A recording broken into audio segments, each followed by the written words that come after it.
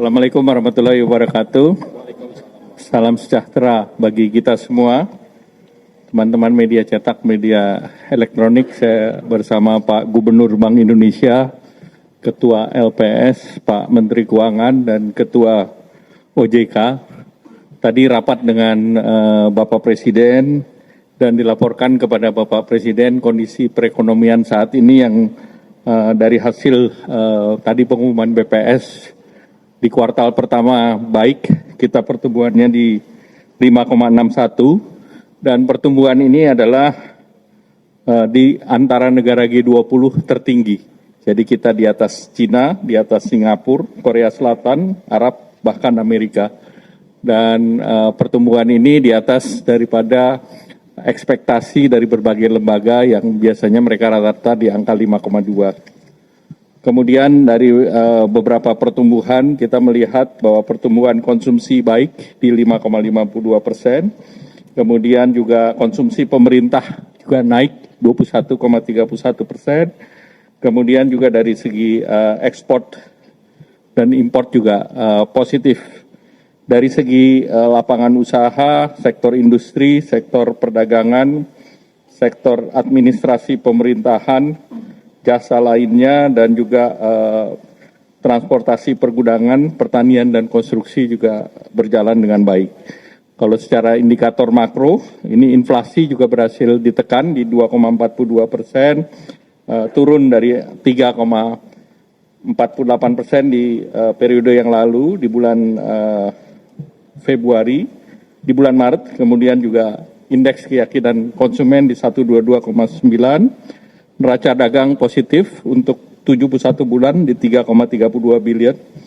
Kemudian cadangan devisa per Maret 148, neraca pembayaran surplus 6,1 dan realisasi investasi naik 7% menjadi 498,8. Kemudian kredit growth di 9,49%, dana pihak ketiga berarti trust dari masyarakat tinggi 13,55%.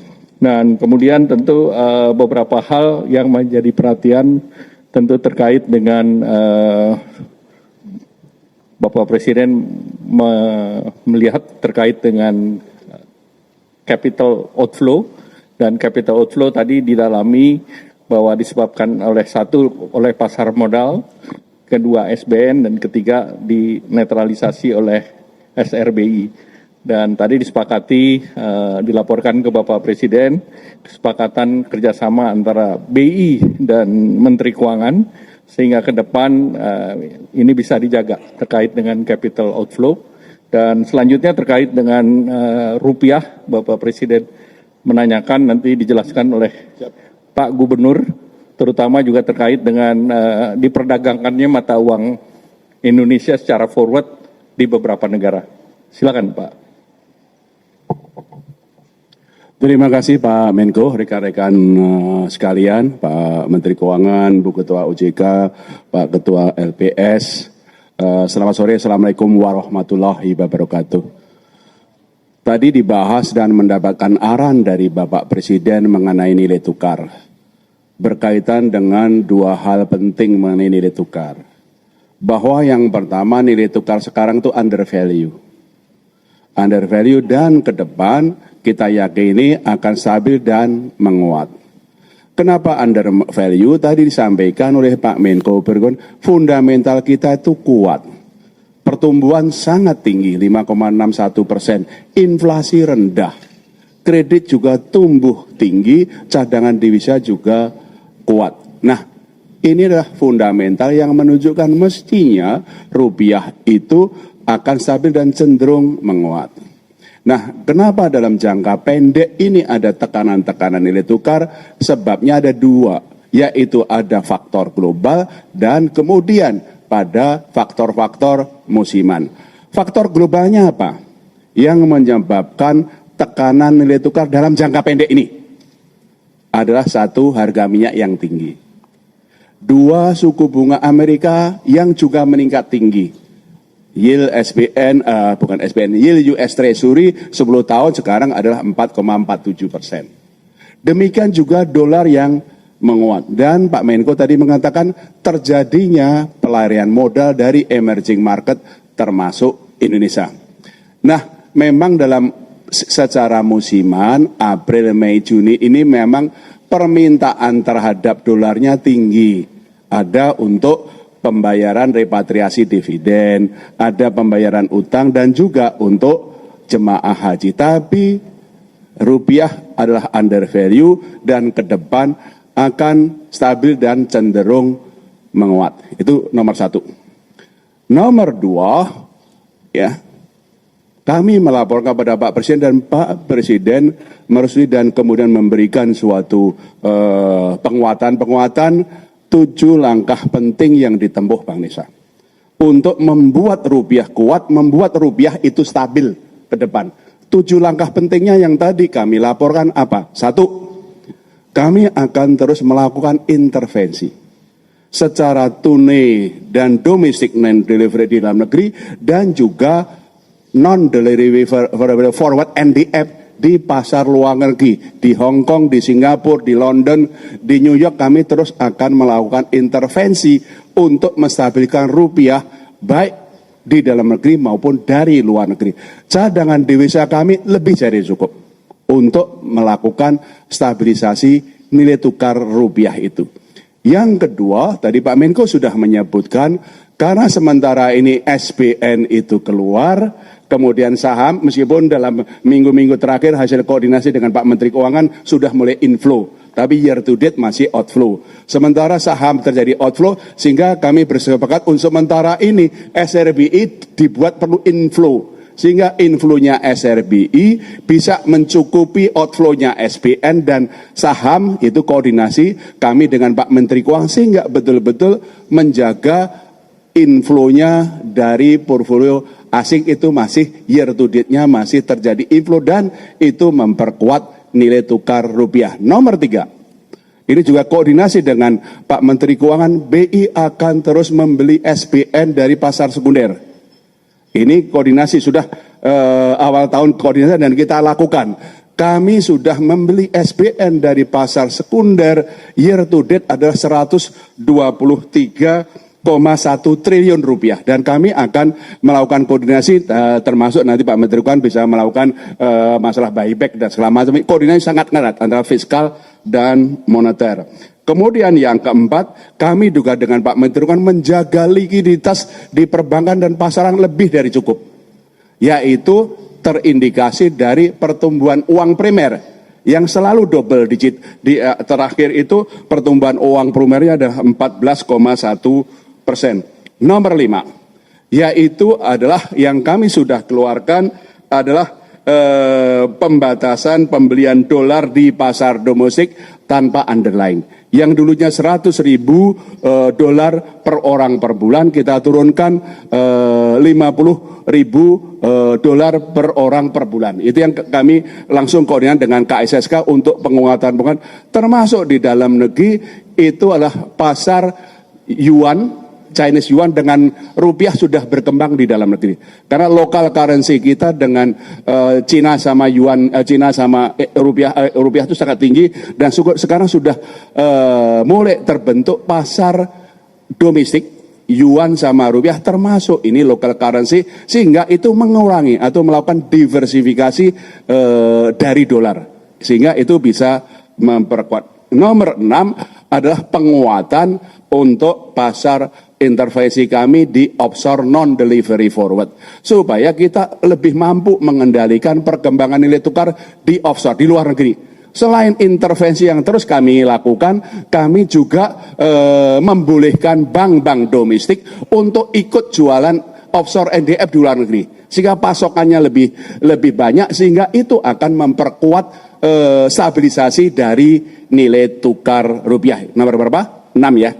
Nomor 7 adalah peningkatan pengawasan kepada bank-bank dan korporasi yang terutama kami lihat bank-bank korporasi yang aktivitas pembelian dolarnya tinggi, kami kirim pengawas ke sana koordinasi dengan Bu Frederica Widiasari dari Ketua OJK untuk memastikan bagaimana stabilitas sistem keuangan terjaga. Terima kasih Pak Menko. 25.000. Ya. yang tadi pembatasan pembelian dolar yang sudah kami turunkan dari 100.000 menjadi 50.000, kami persiapkan, kami akan turunkan lagi menjadi 25.000 sehingga pembelian dolar sampai dengan atau di atas 25.000 itu harus pakai underlying. Ya, itu yang kami akan perkuat, ini akan kami perkuat dalam negeri. Pak Menko, sudah cukup? Oke, berarti yang lain. Silakan Pak Menteri Keuangan. Terima kasih Pak Menko. Saya sedikit aja, nggak 10 kayak Pak Gub tadi, 2 aja, 10 Pak. 7. Saya 2 aja mungkin.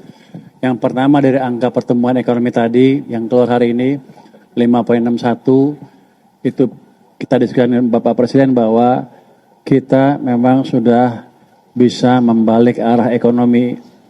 Dulu kan sebelumnya 5,39, sekarang 5,61. Dibanding sebelum-sebelumnya 5 atau di bawah 5 sedikit kan.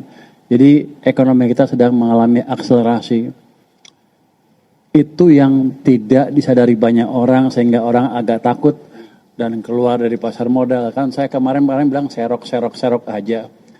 Kalau mereka ikut mesti nanti ke depan akan untung banyak. Tapi jelas ekonomi sedang menuju pertumbuhan ekonomi yang lebih cepat. Dan akan kita jaga untuk triwulan kedua dengan berbagai kebijakan, koordinasi dengan Bank Sentral juga menjaga sistem kondisi likuiditas, dan juga kita akan memberikan stimulus tambahan ya Pak Menko ya ke perekonomian yang gak lama lagi akan diumumkan, ya mungkin 1 Juni akan mulai jalan. Yang kedua untuk memperkuat nilai tukar, kami juga akan menerbitkan bond dalam Panda Bond di Cina dengan bunga yang lebih rendah sehingga kita tidak tergantung terlalu banyak ke dolar lagi. Jadi diversifikasi kita akan lebih baik lagi ke depan. Jadi prospek kita bagus, teman-teman semua nggak usah takut. Tadi Pak Presiden juga bilang sama saya, suruh sampaikan pesan bahwa uang saya cukup, duitnya banyak, jadi Anda nggak usah takut. Terima kasih Pak.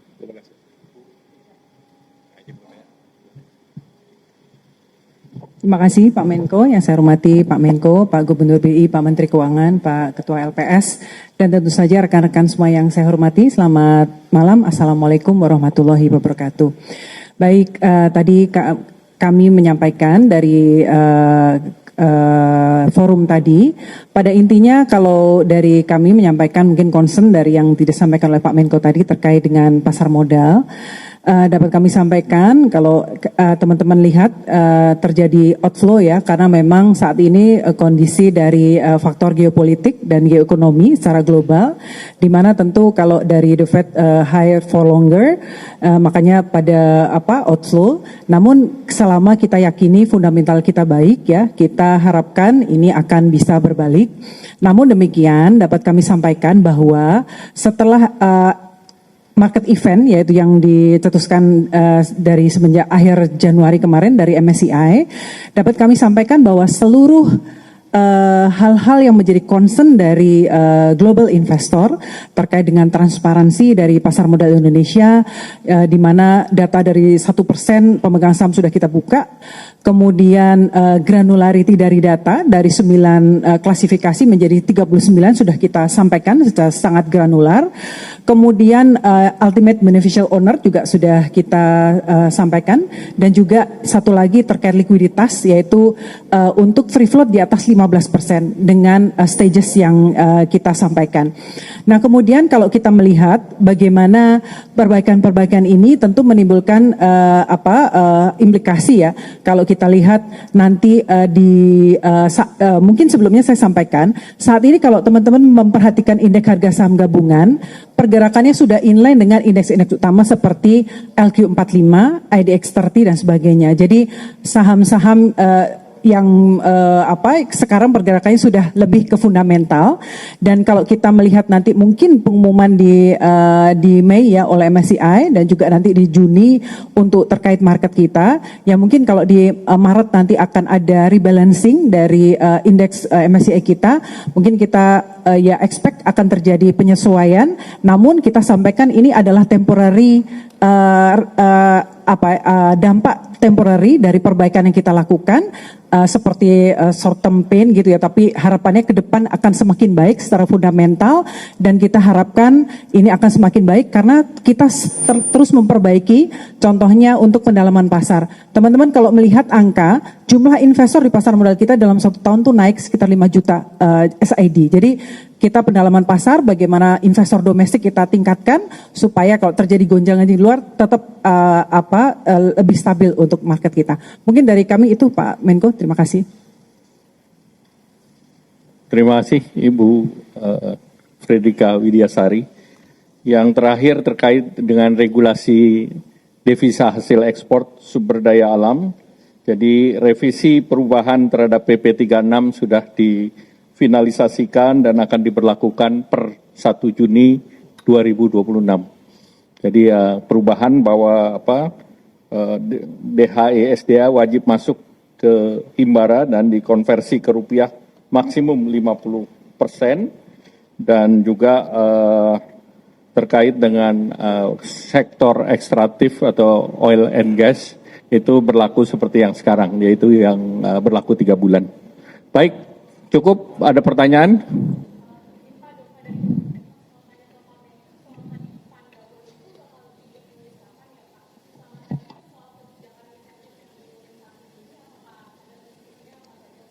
Nanti sesudah matang nanti kita umumkan. Lagi digoreng dulu. Cukup ya?